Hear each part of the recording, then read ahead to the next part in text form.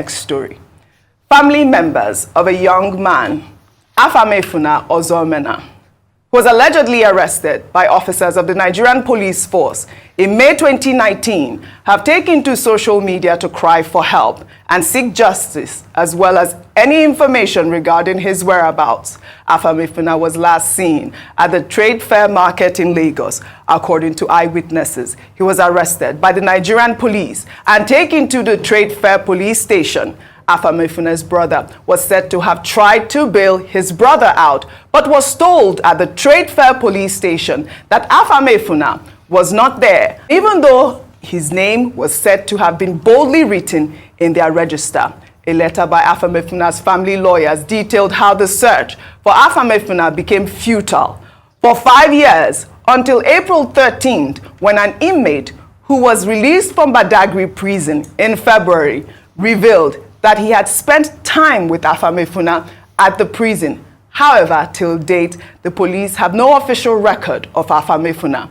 The lawyers and family members are asking the Nigerian police to provide details regarding Afamefuna's whereabouts. Dr. Abati. Well, okay, just to talk about how this is about fundamental human rights. Right. And the state of the justice administration system in Nigeria.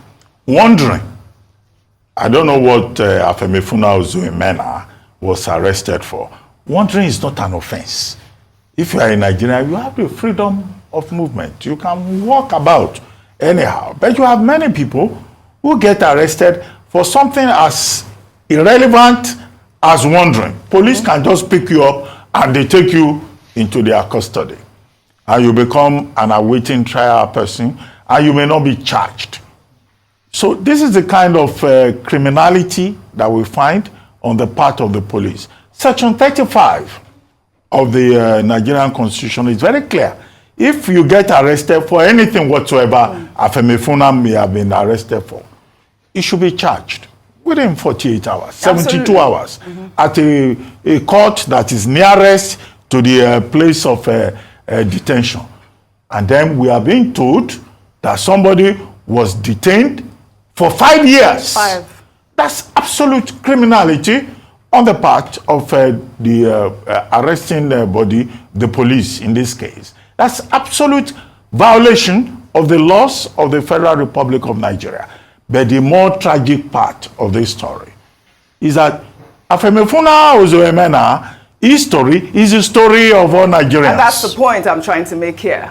To the extent that, look, anybody can be a victim like that. Absolutely. Our detention centers, they don't keep records. Our prisons don't have proper data. So you live in a country that is an open prison. You should just pray that you don't get picked up by the police. 5 years, and then people are... he has suddenly become a disappearing object. Yeah. Somebody said we saw him in prison. Another person said, we don't know where he is.